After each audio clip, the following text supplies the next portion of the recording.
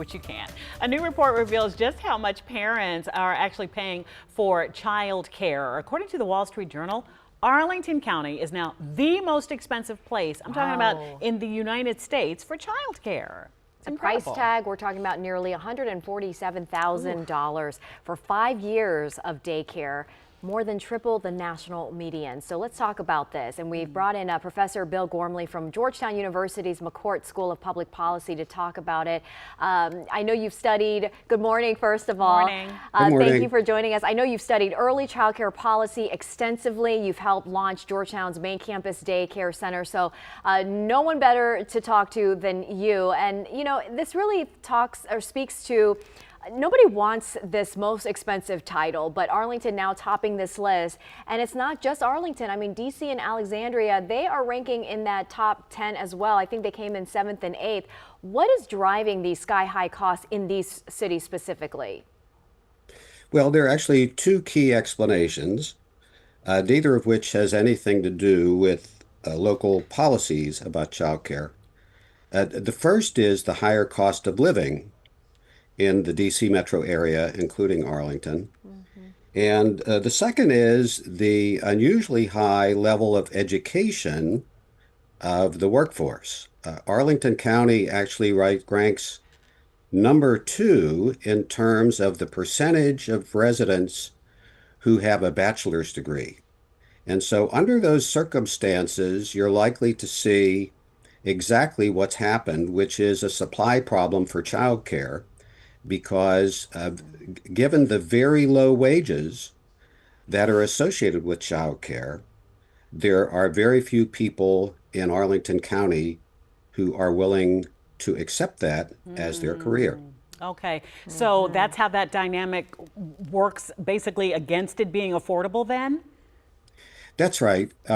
You have a supply problem, and essentially there is a lot of demand from parents, but you don't have an adequate supply.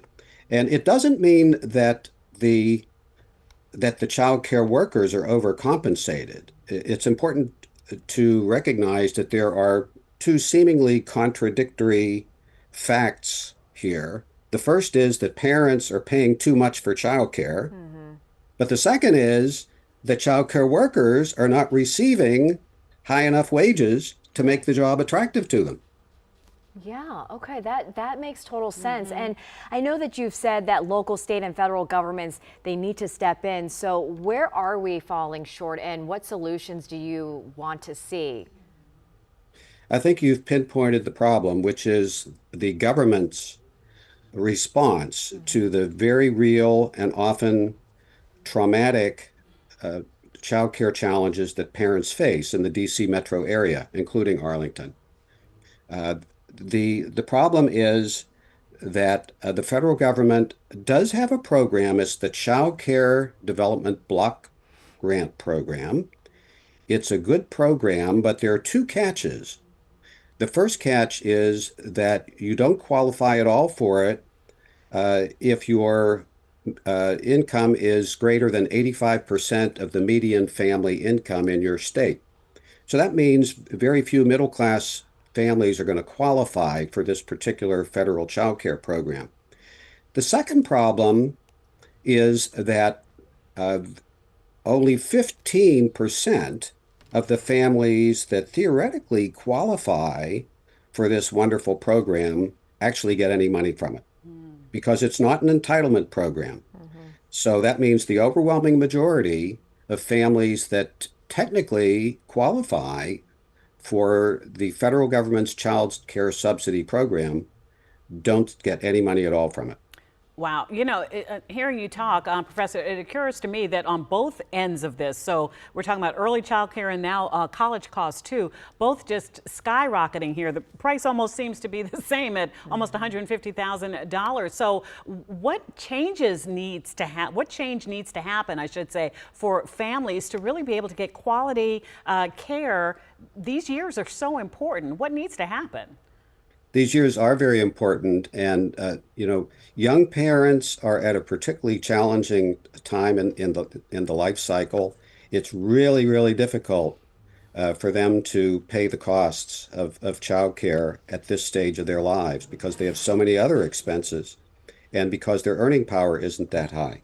So there are some solutions. At the federal level, the federal government can and should do more to fund this wonderful childcare and development block grant program. That would be number one. At the state level, there is much that the states can do to improve the quality and the affordability of childcare. Some states do a better job than average. Virginia does about an average job. Maryland does a little better. DC actually does best of all if you look at the DC metro area. At the local level, I think we need to think imaginatively about how to change the dynamic for family daycare homes because that's a critical source of childcare for infants and toddlers in particular. And that's where the costs are typically highest and where the availability is typically lowest. So we need to do a better job of getting some of the family daycare homes to open up their doors and also to go public. About 85% of all family daycare homes are actually part of the underground economy. So local governments need to do a better job of defraying some of the costs of government registration and licensing for family daycare homes that want to make a valuable contribution to infant and toddler care in particular.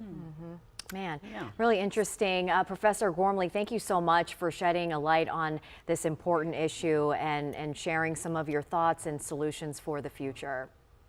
You're welcome. All right, thank you. Talk soon.